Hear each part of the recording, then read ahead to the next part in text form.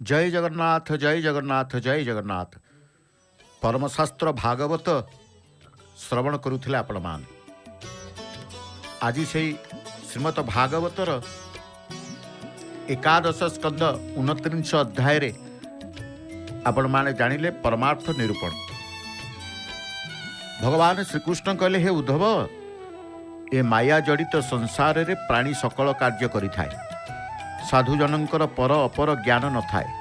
सेमाने समस्त को समान भाव रे देखि थांती। प्रकृति एवं पुरुष संजोगुरु जात समस्त प्राणी एक भावर प्रतीक। पर अपर भेदभाव एवं निंदा प्रशंसा द्वारा ज्ञान भ्रष्ट हुए। हे उद्धव, तुमे जहाँ शुणुच, जहाँ देखुच, जहाँ उच्चारण करुच, जहाँ चिंता करुच, जहाँ ध्यान करुच, भल मन बोली अनुमान करुच, न्याय विचार बोली भावुच, ये सब किछि सत्य नुह, केवल माया मात्र। संसार रे जन्म मृत्यु थिबारु ए देह हेउछि मिथ्या, मात्र आत्मा हेउछि सत्य।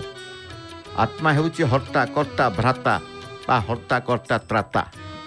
आत्मा ही पितामाता, आत्मा ही ईश्वर। सृजन पालन एवं संहारण ए सब आत्मा द्वारा सृष्टि।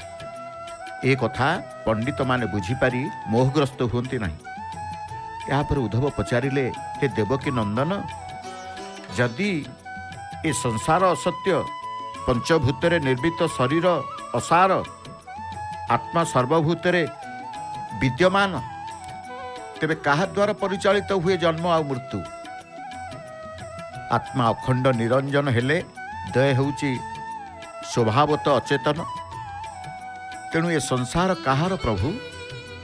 उद्धव कथा शुणी भगवान कृष्ण कहले, हे उद्धव, जे पर्यंत देहरे अहंकार एवं इंद्रियगणकर संचरण थाए, से पर्यंत जीव संचरणशील थाए। आत्मा ए सबु जानी मध्य अकारण रे संसार भ्रमण करिथाए। कथार विविध अर्थ बाहर करिथाए। शयन समय रे स्वप्न देखि थाए। निद्रा त्रुटि गले समस्त मिथ्या बोली भावी थाए। लोभ, भय, क्रोध, हर्ष, विषाद एवं प्रमाद आदि अहंकार द्वारा संभव होई थाए। आत्मार जन्म ऋतु नहीं। देह, इंद्रिय, मन, प्राण को नियंत्रित करिबा पई से जीव देह रे सूक्ष्म रूप रे रही थाए। त्रिगुण द्वारा जन्म मृत्यु समाहित करि थाए। ए संसार होउछि कालर वश। त्रिगुण अहंकार वहन करी यह भ्रमित हेउछि। यह अहंकार बंध भावे परिचित। समस्त मोरी ठारू जात हेउछि एवं मोरी ठारे लीन हेउछि। मु सबु ठारे अछि। जाग्रत रे, सुषुप्ति रे कि स्वप्न रे मु कार्य कारणर कर्ता। राजस विकारु सृष्टि होउछि ए जगत। एथिरे ब्रह्म हेउछन्ति प्रकाशमय ज्योति। आत्मा हेउछन्ति निर्विकार। कर्म बल रे जन्म मृत्यु संभव हेउछि। कर्म जोगु से संसार रे प्रवेश करुछि एवं प्रस्थान करुछि। आत्मा ब्रह्मंकर स्वरूप। वृक्ष हेउछि आत्मा एवं शरीर हेउछि यार फल स्वरूप। तेणु पंडितगण देह को आदर करती नहीं। सर्वदा मोर शरण रे था। जोग साधन करिबा पई चेष्टित न रही मोरी भजन करी दिन बीतई दियंती। एहीपरि ज्ञान जोगर कथा कही श्रीकृष्ण उद्धवंक मनरु अहंकार दूर कले। सुंदर अध्यायटी परमशास्त्र भागवत सुनाम धन्य सुकुंठी गायिका श्रीमती नमिता अग्रवाल मामकर भावर कंठरे आम श्रवण करुथिले। तेणु आसंता काली मध्य श्रीमद भागवत श्रवण करिवे। एकादश स्कंद 30 अध्याय आपण माने जानिबे भागवत धर्म निरूपण एवं उद्धवंक बद्रिका गमन। उद्धवंक बद्रिका गमन। तेबे परमशास्त्र भागवत परे आमे संध्या समय प्रभुंकर दर्शन करुचे सिंहद्वार। देव दीपावली आज तृतीय दिवस। कारी जो कलाकार माने विभिन्न कला को प्राप्ति होता प्रभुंक ठार। ये झोटी चिता मुरुजर कथा रंगोली बोली कहा जाए। रंगोली विविध प्रकार रंग, नील, हलदिया, धला, लाली, नेली एवं ता द्वारा निज हस्तरे निज हाथ में किभली भाव से तांकर चित्रित चित्र करि पकाउचंती एवं से चित्र द्वारा गोटे परिप्रकाश करूचंती पद्म फूलटी हो पद्म फूल ऊपर गोटे वृत्ताकार भितरे अनेक डाल डाली चित्र ए सबू कलाकार माने तांकर रंगोली शिखि था ये प्रशिक्षण नहीं था जेहेतु सिंहद्वार सम्मुखें भक्तंकर समागम आज प्रभु कारण प्रभु तांकर द्वापर जुगर कथा बा द्वापर जुगर पितामाता उद्देश्य रे तांकर श्राद्ध दीपदान अर्पण करिवे तेणु प्रभुंकर द्वार चलचंचल सिंहद्वार चलचंचल केते सुंदर भाव रे ये सुखिला जो कह जाए आमे टिके गुरुवार को मन पकईदेले माँ मैंने आमर जो चाउल बाटिकी स्वतंत्र भाव रे तांकर हाथ में सी पकई था भाव में झटी चिता मुरुज किंतु ये सबू सुखिला गुंड रंग रही धला रंग जमती फूल सब आंकी दौरान आप देखुं माने सिंहद्वार को सजई दौरान यार ऊपर दीपमान दीपदान आज रही भक्त मैंने प्रदीप प्रज्वलन करेंगे परिक्रमा मार्गर विस्तृत अंचल से अंचल रे जे जो पाई सब रंगोली चित्र किए दीप चित्र किए विविध प्रकार जी जो प्रशिक्षण नहीं शिक्षा लाभ कर चित्रकला को ये चित्रकला गोटे चित्रकला प्रदर्शित करिवार समय जितेबाला आसी जाए ये पार्वण महोत्सव उत्सव मानक सिंहद्वार जितेबाला जहाँ कि हुए ये सिंहद्वार को कलाकार मान आगमन करती ये सब चित्र आंकिबा पाई तेणु आमे कहले भगवान कृष्ण तांकर द्वापर जुगर कथा कारण श्रीकृष्ण बा प्रभु निजे जगन्नाथ आज देवकी वसुदेव तांकर श्राद्ध देवे दीप सजई दौरान से जगन्नाथ को भल पाउथुबा आम संस्कृति आम परंपरा आम उत्सव को भल पाउथुबा समस्ते आसी थांती माटी पात्र सलिता रही एवं तेल द्वारा आमर ये जो जालिबा पाई स्वतंत्र भाव में गोटे तेल मिलता है किए पुलांग तेल किए राशि तेल किए जड़ा तेल विविध प्रकार दीप को सजैबारे निमग्न रही आमे देखुचे देव दीपावली आज तृतीय दिवस तेणु देवकी वसुदेव कथा आम जिते करुले देवकी वसुदेव को जिते कंस तांकर बंदी करी रखिथिला देवकी वसुदेव को मुक्ति कले प्रभु ना श्रीकृष्ण देवकी वसुदेव को प्रणाम करने जिते कारागृह को आसिले एवं से दुही को बंधन मुक्त कले चरणु बंधन फेड़ाई पिता माता मुख चाही देवकी वसुदेव पादे पड़िले शोक गद गदे देवकी वसुदेव संतान मैंने नष्ट हो गले कंस सब मारिला गोटिके पर गोटिके मारी देवकी वसुदेव संतान माने नष्ट हो गले मध्य से भगवान को ध्यान छाड़ी पारे ना एते संतान गला पर भी देवकी वसुदेव भगवान ध्यान रे निमग्न रहते तेणु से मुक्ति पाईगले आज जो प्रभु श्राद्ध देवे कहा देवकी वसुदेव को पाइना एते संतान जीवा पर देवकी वसुदेव भांगी पड़ी नथिले से शरणापन्न भाव से ध्यानस्थ रहते भगवान निकट में तेणु से मुक्ति पाइले कारण कहुई तल्लीनता बिना सिद्धि मिले नहीं भगवान चिंतन रे तल्लीन हो ईश्वर चिंतन रे तल्लीन हो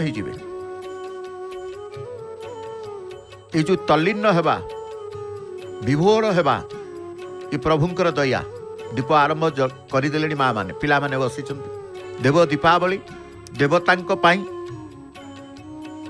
देव दीपावली तृतीय दिवस एपटे भक्त मान प्रभु को दर्शन करने को जाउछंती प्रभु मध्य आज मदन मोहन श्रीदेवी भूदेवी तांकर जगन्नाथ वल्लभ मठ को जीवे गुंडीचा राणी एवं इंद्रदुम्न श्राद्ध पिंडदान करने दीपदान करने देव दीपावली भक्त माने पतित पावन देव अखंड दीपरे घर आनी भल घी गाई घी पकई दौरान आप देखुं माने मंदिर को जो मैंने आसवे से केते प्रकार कौन भाव नहीं कि आसंती विविध भाव नहीं कि आसंती किए घर सलिता बलितार घी लगे आसीथे जिते देवदेवी अच्छा मंदिर भितर सब गोटे गोटे जालिबे किए घी नहीं कि आसीथे जो दीप जलुव से घी टिके टिके देकी जीवे ये श्रद्धा भगवान को प्रति गोटे जो कहुए कौन श्रद्धारू आम भक्ति आसी जाए संपूर्ण सिंहद्वार को आम दर्शन करुचे पतित पावन गुमुंट को दर्शन करुचे पतित पावन देवंकर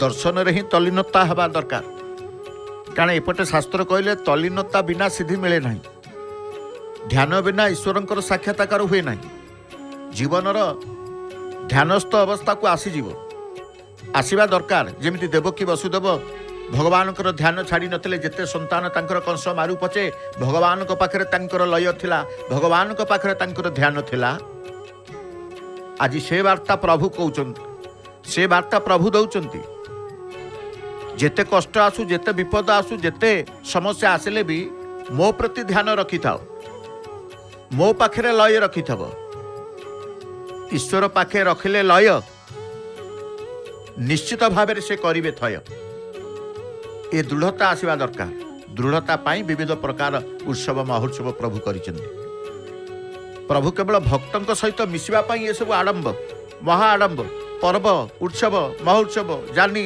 यात्रा उपवास दिन एथिरे भगवान प्रसन्न हुंती भक्त मध्य तल्लीन हुए प्रसन्न हुए कारण उपवास दिन समस्ते खुशी हुंती मु भगवान को पाई उपवास रही शिव को पाई उपवास रही भगवान को एकादशी कले विष्णु को पाई उपवास रही ए निजर निष्ठा मनोबल दृढ़ हो जाए ईश्वर को प्रति भाव बढ़ी जाए तेणु ईश्वर को प्रति भक्ति श्रद्धा रहिले मन रे तल्लीनता भाव आसीबो मन रे तल्लीनता आसिले सिद्धि मिल जिवो कारण शास्त्र कहले तल्लीनता बिना सिद्धि मिले नहीं ध्यान बिना ईश्वर साक्षात्कार हुए नहीं तेणु ध्यान करने को पड़ो जी जार इष्ट जी जार श्रेष्ठ ताकू ही ध्यान करने को पड़ो वसुदेव और देवकी 11 वर्षर तपस्यार फल कन्हई दर्शन वर्षे नुहे 11 वर्ष कहीं वसुदेव देवकी कथा आम मन को आसूची ना आज प्रभु जगन्नाथ देवकी वसुदेव कथा मन को आसूची महाप्रसाद आनंद बजार बुझिया जिते बड़े आनी यथा स्थान रे जी जो बरादी देवा पर पुनश्च मंदिर भितर को प्रवेश करुचंती भक्त माने मध्य प्रभुंकर दर्शन करुचंती अपेक्षा मध्य सिंहद्वार समस्ते करिथांती पतित पावन देव नारायणकर संध्या आळतीर दर्शन करिबा पई आपण माने मध्य घरे रही अपेक्षा करिचंती सिंहद्वार परिवेश जय जगन्नाथ टीवी रे देखिकी मन भितरे ईश्वर को प्रति ध्यान अवस्था बा ईश्वर को चिंता करुचंती तेणु आम कहले वसुदेव देवकी 11 वर्षर तपस्यार फल कन्हई दर्शन एते दिन पर पुत्र कन्हई की देखी माता पिता हृदय आनंद रे पूर्ण हो गला आनंद रे पूरी उठिला तांकर देवकी वसुदेव कन्हई की देखी आज से देवकी वसुदेव को पाई प्रभु को मन रे तत्परता आसी श्राद्ध देव नहीं तो आम कहले दर्शन करने मनर व्याकुलता आसे एते दिन पर कन्हई की देखी माता पिता हृदय आनंद पूरी उठिला से कहले आपण मैंने मते मानव शरीर देइछंती मो अपराध क्षमा करंतु मुझे आपण मान को छाड़ी आउ दूर को जीवी नहीं मानवीय लीला आसीगला मोर प्रणाम स्वीकार करंतु कन्हई हाथी उपरे बसी नगर फेरी कले नंद एपटे चिंता कले कन्हई की एते नंद चिंता को कन्हई की एते खाइते तोते भोक हेबनी सी चिंता कर नंद यशोदा देवकी वसुदेव ये सब कन्हई कृष्णकर चिंता करुले यशोदा मध्य कहते कन्हई की केतेबेले भोक होला सी जानी पारुले नंद मध्य जानुले पिला कन्हईर भोक केतेबेले हब तेणु कन्हई तो आसी कृष्ण तो जन्म होती केवल कंस को मारिबा पाई ना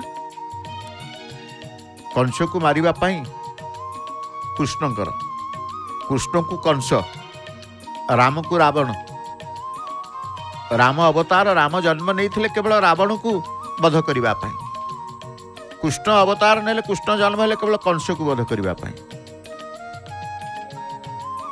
तेणु से कृष्णकर कथा जितेबाला आसे, देवकी वसुदेवंकर कथा मध्य आसी थाए। तेणु कह जाए मथुरा कंस वध पर मथुरा राज्य कृष्ण को हाथ को आसला, किंतु तांकर मथुरा राज्य उग्रसेन को दे ताहा कार्यकारी कले। लोके कृष्ण को मथुरा राज्य स्वीकार करने को कहले। से कहले नंदों पाखक को आसिले, कहले नंद कृष्ण तमर पुओ नुह नहीं। कौन कहले? जितेबाला लोके कृष्ण को मथुरा राज्य स्वीकार करने को कहले, से कहले नंदों पाखक को आसी कहले नंद कृष्ण तुमर पुओ नुह, से देवकी वसुदेव पुओ। नंद यह शुणी बड़ व्याकुल हेले। सेतेबेले आमको हनुमान दर्शन देले। जेतेबेले कहले आमे नंद यशोदांकर व्याकुलता आसीगला, कृष्ण बलराम नंदों सहित मिशिबा को गले। ये जो आत्मीयता, ये जो प्रेम भाव, से कृष्णंकर द्वापर युगर लीला भितर आमे सबू चरित्र को देखुचे। शास्त्र वर्णित सब रही, शास्त्र वर्णित रही। तेणु आमे कहले प्रभु भगवान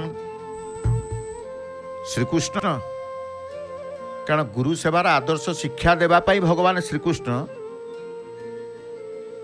जदि भगवान विद्या शिक्षा प्रसंग आसे, भगवान कृष्ण सांदीपनिक आश्रम को गले विद्या शिक्षा करने, गुरु सेवार आदर्श शिक्षा देवाई। सन्थ सेवा बिना ईश्वर मिलती ना, एक कथा मध्य वर्णित रही। जितेबाला सत्संग हम, साधु संघ करेंगे, से ईश्वर को आपण पाइबे। तेणु सन्थ सेवा बिना ईश्वर मिलती ना। कौन सी पवित्र सन्थ को धन तन मन दे सेवा कले आशीर्वाद मिले, एवं मनुष्य पाई सन्थ सेवा दरकार। जीवन में जितेबाला कौन सी साधु सन्थर सेवा करिवार सुयोग पाउछंती, हाथ छड़ा नक साधु सन्थर सेवा करवा ही मन भितर संकल्पता आसु, मन भितर दृढ़ता आसु। ये मनुष्य जीवन में जमिति भगवान दर्शन बिना जीवन निरर्थक ही जाए, सेमती साधु सन्थर दर्शन निहाती आवश्यक है। मनुष्य जीवन में मनुष्य पाई सन्थ सेवा दरकार। सेवा द्वारा प्राप्त विद्या सफल हुए। सेवा विद्या प्राप्त होता है, से विद्या प्राप्त सफल हम केवल सेवा द्वारा, सेवार मनोभाव द्वारा। एवं एपरी प्राप्त विद्या मन शांति दिए। सामंत पूजा पंडा सेवक तांकर प्रभुଙ୍କ निकटरे पहुंची संध्या आळतीर पर्व को प्रस्तुति करने पूर्व श्रीअंगरे समस्त पुष्प अलंकार, संध्या समय भक्त मान प्रदत्त अलंकार को प्रभुଙ୍କ श्रीअंगरे लागी करने मनर तत्परता, मनरे सेवार भाव। कारण आम कहले सेवा भाव, सेवा द्वारा प्राप्त विद्या सफल हुए। मनरे एपरी प्राप्त विद्या मनरे शांति दिए। सेवा करने द्वारा सेवक शांति लाभ करते, सेवा को दर्शन करने द्वारा भक्त शांति संतोष लाभ करिथा नहीं। आमे कहले पुस्तक प्राप्त ज्ञान धन और प्रतिष्ठा दे पारे, किंतु शांति दे पारे नहीं, शांति दे पारे नहीं। तो आम जो वैराग्य बिना विद्या शोभा पाए ना, एक कथा मत कह जाए। तेणु गुरुकूल भगवान सुदाम ब्राह्मण सहित मित्रता है। सुदामांकर कथा, जे इंद्रिय दमन करे से सुदामा। इंद्रिय दमन बिना विद्या सफलता हुए ना। तेणु गुरुकूल भगवान सुदाम सहित मित्रता है। किभली भाव में सुदामांकर प्रेम प्रभु निजे छंदी से कथा मध्य आमर विविध वर्णित शास्त्र मानक रही। सुदामा सहित जी मित्रता करे से सरस्वती को उपासना करिपारे। संयम बिना जीवन दिव्य हुए नहीं। सुदामा थिले संयमी, से परमात्मा को दर्शन पाई व्याकुल होउतले। सुदामा तांकर प्रभु को ईश्वर को दर्शन करिबार व्याकुलता आसीथला तांक मन रे। केटे बड़ बड़ दीप देखंतु, बड़ दीप रही, छोटिया दीप रही। ये दीपदान, दीप महोत्सव, दीपावली, देव दीपावली। भक्त मान मन भितर मध्य आनंद आनंद, कारण प्रभुंकर पर्व से निजक सामिल करिसेंती। तेणु परमात्मा दर्शन पाई व्याकुल होउतला सुदामांकर मन। सुदामा सहित मित्रता कले ईश्वर मिलिबे, भगवान मिलिबे। ये कथा मध्य वर्णित अछि। जे आत्मतत्व को संदीपन कले से सांदीपनी बोली कहा जाए। से गुरु, सदगुरु आत्मतत्व को जागृत करे। तेणु भगवान सुदामा संयम सहित मैत्री करी सदाचार पूर्ण जीवन बंचितिले। संसार रे रही ब्रह्मचर्य पालन करिबा बड़ दुष्कर। सात्विक वातावरण मन को सुधारे, दूषित वातावरण मन को नष्ट करी दिए। तो आमे कहूछे शिक्षा, विद्या शिक्षा ये सब वर्णित रही। केते आनंद रे भक्त माने तांकर चित्र किए करूचंती, किए दीपरे घी लगाउचंती, किए दीप जाली की बसीचंती। संपूर्ण भिन्न भिन्न चित्र आमे दर्शन करूचे। कि आमे कहले भगवान कृष्णकर कथा जितेबले सुदामांकर कथा कहते सेतेबले उद्धवंकर कथा मध्य आसी थाए। उद्धवंकर कथा आसी थाए। आमे कहलेनी उद्धव, भगवान श्रीकृष्ण उद्धव को कहती सदाबले उद्धव मध्य प्रभुंक सहित तांकर रही थांती। कहीं उद्धवंकर सेवा मनोभाव थिला। उद्धव भगवान सेवा करुथिले। सबु प्रकार सुख ऐश्वर्य भितर रही मध्य भगवान ब्रजवासी प्रेम को भूली पारि नथिले। मथुरा कथा, मथुरा रे सबु थिला, मथुरा रे सबु थिला, किंतु मथुरा रे प्रेम नथिला। ए कथा किए कहले ना भगवान निजे कहले। कहा को कहले? उद्धव को कहले। उद्धव भगवान सेवा करुले। सबु प्रकार सुख ऐश्वर्य भितर रही मध्य भगवान ब्रजवासी को भूलु नथिले, तांकर प्रेम को भूली पारि नथिले। मने पडुतला तांकर गोकुलर कथा, मने पडुतला तांकर यशोदांकर कथा। बारंबार बारंबार यशोदांकर कथा मने पडुतला। एवं मने पडुतला तांकर गोमातांकर कथा। से भाबुतले माँ मोर मते प्रतिज्ञा करी बाहुनी बाहुनी कांदुथिबो। मोर प्रिय गाई बाछुरी माने मोर फेरिबा बाटू को चाहि रहिथिबे। मोर बाबा मते बारंबार मन पकाउथिबे। एपरि सबु कथा मन पकई प्रभु तांको नयनरु अश्रु बुहाउथिले। भगवान केबे कांदिबार किए देखिचंती? उद्धव देखिचंती। ये कथा चिंता करुचंती भगवान। सबु कथा मने पकई प्रभुंको नयनरु अश्रु बुहाउथिले। मथुरा रे ऐश्वर्य थिला, किंतु प्रेम नथिला। भगवान कहले मु ऐश्वर्य प्रेमी नुह। भगवान ऐश्वर्य प्रेमी नुहंती, से शुद्ध प्रेम भोकिला।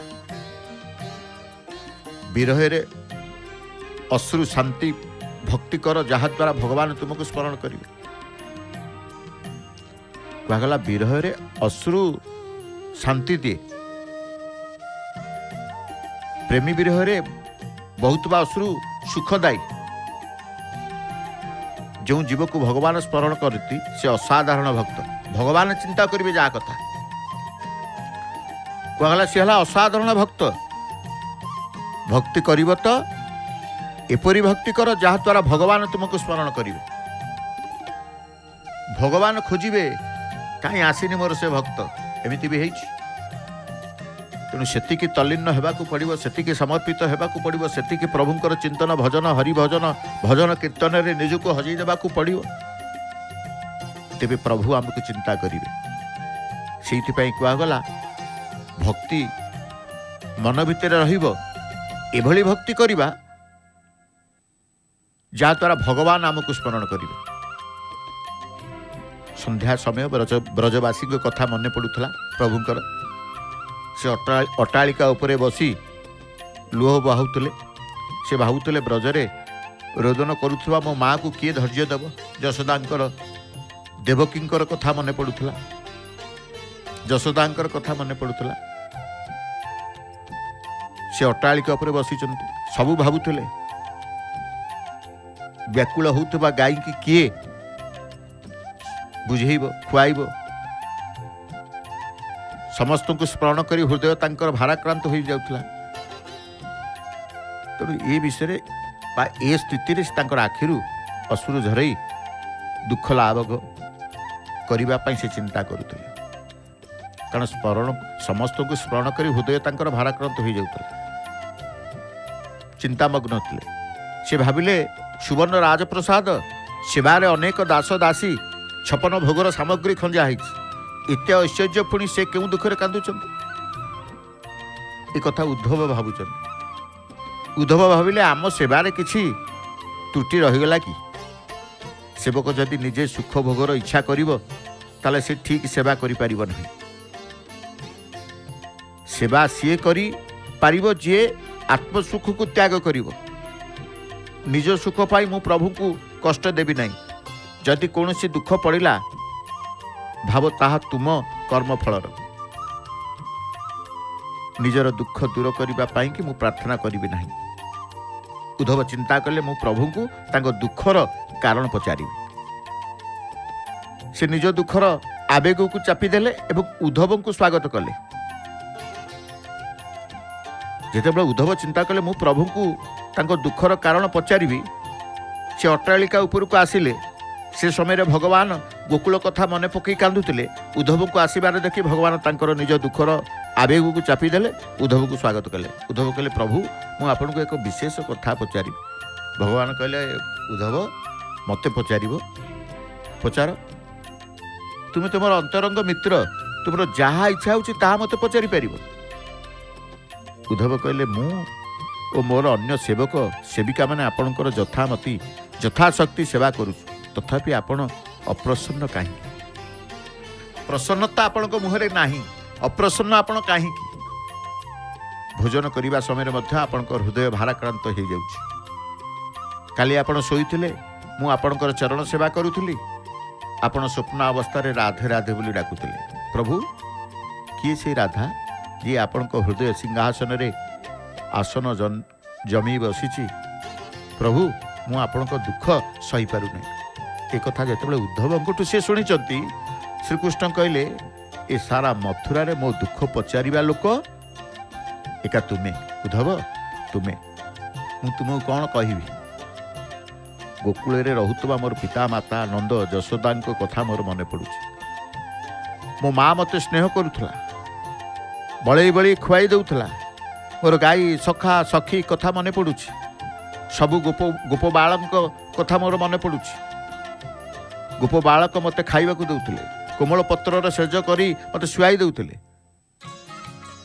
ସେମାନେ ମୋ ଗାଈକି ମଧ୍ୟ ଦେଖାରେଖା କରୁଥିଲେ। ମୁଁ ସେମାନଙ୍କୁ ଭୁଲିଯିବି କିପରି? କେମିତି ଭୁଲିଯିବି? ଉଦ୍ଧବ ତୁମେ କୁହ ମୁଁ କେମିତି ଭୁଲିଯିବି? ଯେତେବେଳେ ମୁଁ କାଳିୟ ଦଳନ ପାଇଁ ଯମୁନାକୁ ଡେଇଁ ପଡ଼ିଲି, ସେତେବେଳେ ସମସ୍ତେ କାନ୍ଦିଲେ ଓ ମୁଁ ଯେତେବେଳେ କାଳିୟ ଦଳନ କରି ସକୁଶଳେ ଫେରି ଆସିଲି, ସେତେବେଳେ ସମସ୍ତେ ଆନନ୍ଦିତ ହେଲେ। ଉଦ୍ଧବ ବୃନ୍ଦାବନର ପ୍ରେମଭୂମି ତ୍ୟାଗ କରି ଆସିବା ଦିନଠାରୁ ମୋତେ ଦୁଃଖ ହେଉଛି। ଏଠାରେ ମୁଁ ମଥୁରାଧିପତି ହେଲି, ଏଠାରେ ମୋତେ ବନ୍ଦନା ସେବା କରିବା ପାଇଁ ଅନେକ ଲୋକ ଅଛନ୍ତି, କିନ୍ତୁ ଏଠାରେ ପ୍ରେମ କଲାବାଲା କେହି ନାହାନ୍ତି। ମୁଁ ବ୍ରଜକୁ ଭୁଲି ପାରିବି ନାହିଁ। ଉଦ୍ଧବ ମୁଁ ବ୍ରଜକୁ ଭୁଲି ପାରିବି ନାହିଁ। ମୋର ମାନ ଐଶ୍ୱର୍ଯ୍ୟ ଲୋଡ଼ା ନାହିଁ, ମୋର କେବଳ ପ୍ରେମ ଲୋଡ଼ା। ଯେଉଁ ପ୍ରେମ ଗୋପୀମାନେ କରୁଥିଲେ ସେଇ ପ୍ରେମ ଆଉ କିଏ କରିବ? ଜୀବ ଅପାତ୍ର, କିନ୍ତୁ ପ୍ରଭୁ ତାଙ୍କୁ ଧନ ପ୍ରତିଷ୍ଠା ପ୍ରେମ ଦିଅନ୍ତି। ଜୀବ ଦୁଷ୍ଟ, ପ୍ରଭୁ ଦୟାଳୁ। ମୋର ମୋ ମାର ପ୍ରେମ ମୋ ପାଇଁ ଦୁର୍ଲଭ। ମୁଁ ନ ଖାଇବା ପର୍ଯ୍ୟନ୍ତ ସେ ଭୋକିଲା ଥାଏ। ଏଠାରେ ବହୁତ ଭୋଜନ ସାମଗ୍ରୀ ଅଛି, କିନ୍ତୁ ପ୍ରେମରେ ମୋତେ କେହି ଖୁଆଇବାକୁ ନାହିଁ। ଏଠାରେ ତ ମୋ ଭୋକ ମରିଯାଉଛି। ମୋ ମା ମୋତେ ବହୁତ ଥର କହିବା ପରେ ମୁଁ ଖାଉଥିଲି, ଏଠି ତ କେହି କହିବାକୁ ନାହିଁ। ଭୋଜନ କଲାବେଳେ ମୋ ମା କଥା ମନେ ପଡ଼ୁଛି। ମୁଁ ଭୋଗ ନୁହଁ, ପ୍ରେମ ଭୋକିଲା। ଯେଉଁ ଆନନ୍ଦ ଗୋକୁଳରେ ଥିଲା ସେ ଆନନ୍ଦ ଏଠାରେ ନାହିଁ। ସେଠାରେ ଗୋପୀମାନେ, ଗୋପାଳମାନେ, ଗାଈମାନେ ମୋ କଥା ମନେ ପକାଇ କାନ୍ଦୁଥିବେ। ଉଦ୍ଧବ, ମୁଁ ବ୍ରଜକୁ ଭୁଲି ପାରିବି ନାହିଁ। ଉଦ୍ଧବ ଜ୍ଞାନୀ, କିନ୍ତୁ ପ୍ରେମ ଲକ୍ଷଣା ଭକ୍ତିର ମହିମା ଜାଣିନଥିଲେ। ବିନା ଗୁରୁ କୃପାରୁ ପ୍ରାପ୍ତ ଜ୍ଞାନ ବିବେକଯୁକ୍ତ ହୋଇନଥାଏ। ଯିଏ ଗୁରୁ କୃପା ବିନା ଜ୍ଞାନ ପାଏ ସେ ଅଭିମାନୀ ହୁଏ। ଆହା, କେଡ଼େ ସୁନ୍ଦର ସ୍ୱସ୍ତିକ ଚିହ୍ନ ଦ୍ୱାରା ହିଁ ଆମେ ବିଭିନ୍ନ ପ୍ରକାର ଏ ଦୀପମାଳାକୁ ଖଞ୍ଜି ଦେଇଛନ୍ତି ଭକ୍ତମାନେ। ଅନେକ ଦୀପ ଗୋଟିଏ ଗୋଟିଏ ଏଭଳି ଭାବରେ ଖଞ୍ଜିଛନ୍ତି, ସେ ଖଞ୍ଜାରୁ ଆମେ କ'ଣ ଦେଖୁଛେ?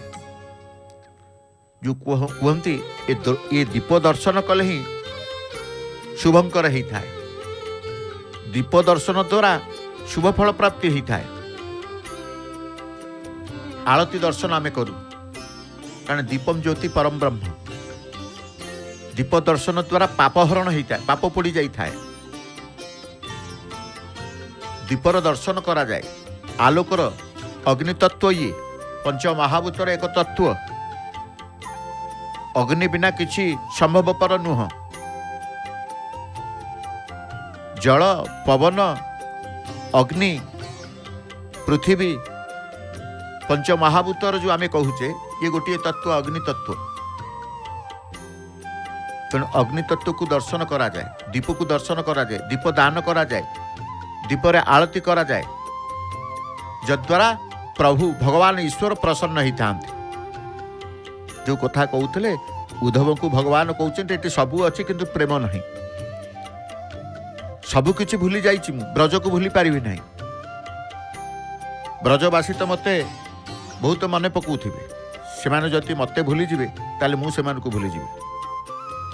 ତୁମେ ଗୋପୀମାନଙ୍କୁ ଉପଦେଶ ଦିଅ, ଉଦ୍ଧବ ତୁମେ ବ୍ରଜକୁ ଯାଅ, ସେମାନଙ୍କୁ ବେଦାନ୍ତର ଉପଦେଶ ଦେଇ କୁହ ସେମାନେ ମୋତେ ଭୁଲି ଯାଆନ୍ତୁ। ସେମାନେ ମୋତେ ଭୁଲିଗଲେ ମୁଁ ତାଙ୍କୁ ଭୁଲିଯିବି।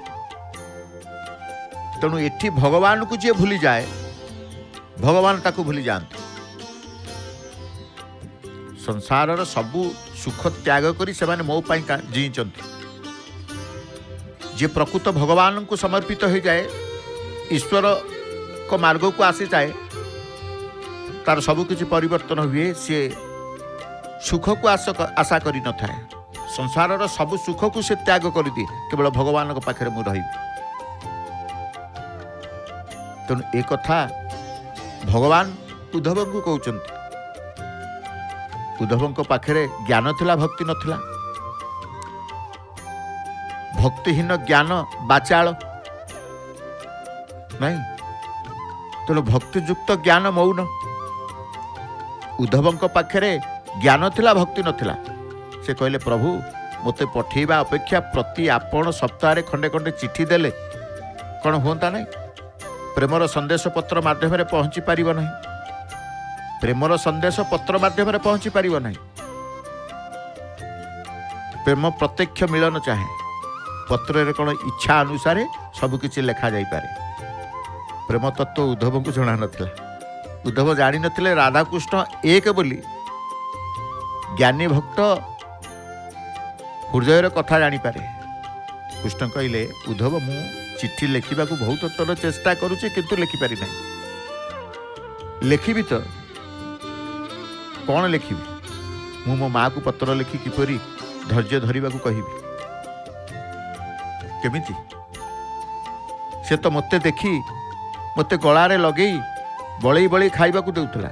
ମୁଁ ଅନେକ ଥର ମା ପାଖକୁ ଚିଠି ଲେଖିବାକୁ ଚେଷ୍ଟା କରିଛି, କିନ୍ତୁ ଚିଠି ପଢ଼ି ମାଆର ଦୁଃଖ ବଢ଼ିଯିବ। ମୁଁ ଚିଠି ଲେଖି ନାହିଁ।